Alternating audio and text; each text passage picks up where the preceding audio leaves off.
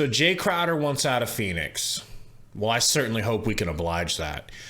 I don't know how we're going to find anyone who can shoot 45 threes a game and only make one of them, if we're lucky. What's going on, everyone? I want to break down Jae Crowder essentially begging for a trade to the Miami Heat. So it all started out with Jae pinning someone else's tweet to his Twitter profile.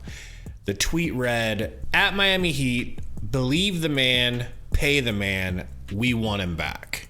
Jae Crowder here, I assume talking about the Phoenix Suns, quotes DJ Khaled of all freaking people and says, "They didn't believe in me. God did." Oh my God, it's so cringy. Now this tweet he pinned was followed up by another tweet that he himself constructed that says, "Change is inevitable. Growth is optional. I believe it's time for a change. I want to continue growing. I don't want to be here." Just kidding. That's obviously Eric Bledsoe.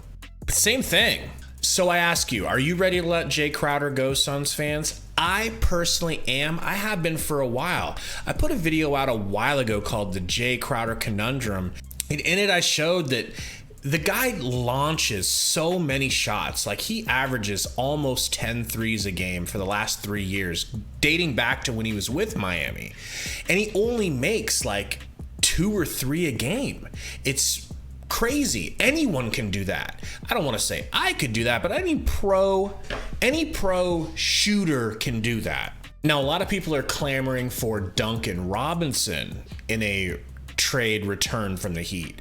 Now, I like him a little bit better as a shooter. He shot almost 38% this year. Crowder was down to 35% from usually shooting about 39-40%. He had a worse year last year. But the thing with Duncan Robinson is he don't play a damn lick of defense. And I don't see how we get better having a player who's close to the same amount of, who shoots close to the same amount of threes and makes close to the same amount, but plays no defense. I mean, you can't do that. Crowder is a good defender. I won't take that from him. I also like the idea of moving Jae because I still think that we can get some, I think we could get something positive for him.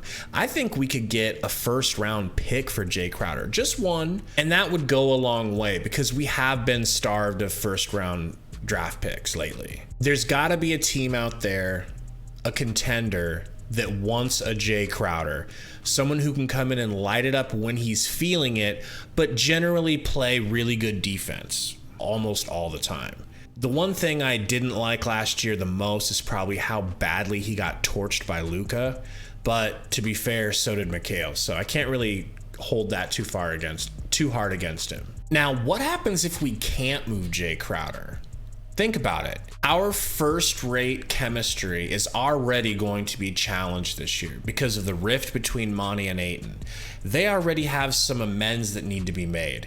Do we really need Jae, who's clearly acting like he wants out of town, on this roster? If we do send him to Miami, who do you want to get back in that deal? I like the idea of Gabe Vincent and a first-round pick.